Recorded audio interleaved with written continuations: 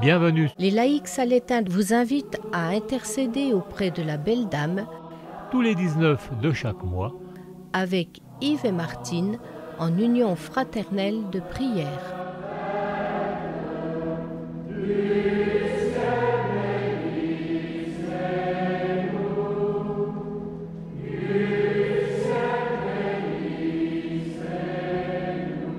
n'avez-vous point vu de blé gâté, mes enfants? Votre père vous donna un morceau de pain en vous disant « Tiens, mon petit, mange encore du pain cette année, car je ne sais pas qui va en manger l'an qui vient, si le blé continue comme ça. »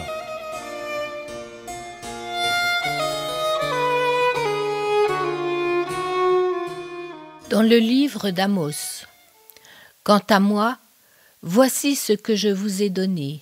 Rien à vous mettre sous la dent en toutes vos villes, plus de pain en aucun lieu, et vous n'êtes pas revenus à moi. C'est moi aussi qui vous ai refusé la pluie à 3 mois de la récolte. J'ai fait pleuvoir sur une ville, et sur une autre ville je n'ai pas fait pleuvoir. Une parcelle a reçu la pluie, et une autre, sans pluie, s'est desséchée.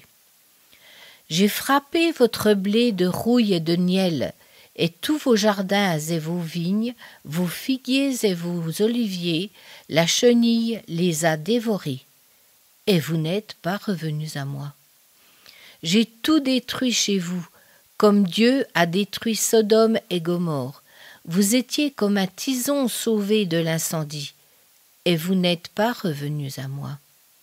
C'est pourquoi, voici comment je vais te traiter, Israël, et puisque c'est ainsi que je vais te traiter, prépare-toi, Israël, à rencontrer ton Dieu.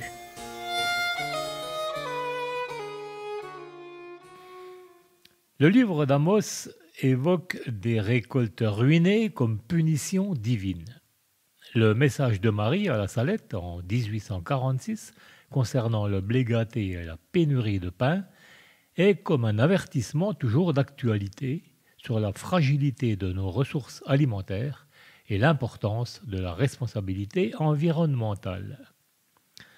Un avertissement prophétique. Il s'agit d'une prédiction de mauvaises récoltes et de famines à venir, symbolisée par le blé qui tombe en poussière, conséquence directe de l'impiété et du manque de respect envers Dieu. Marie utilise cet exemple du blé gâté pour prouver sa connaissance des événements passés, confirmant ainsi l'authenticité de son apparition. En 2025, face aux défis du changement climatique et de la croissance démographique, le message souligne l'importance de la sécurité alimentaire. Le message invite à une prise de conscience des conséquences de nos actions sur l'environnement et nos ressources vitales.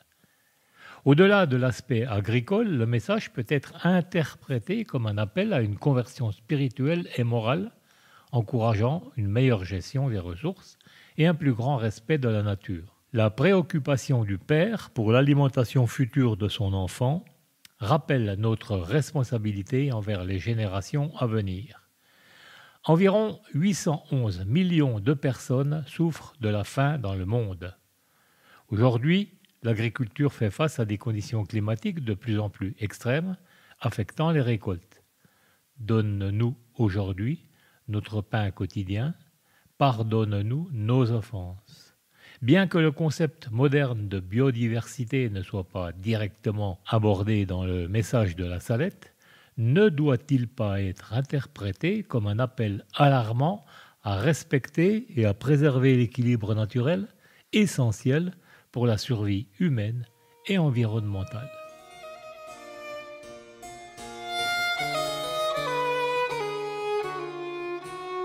Le défi intention de prière que le Saint-Père nous confie pour ce mois.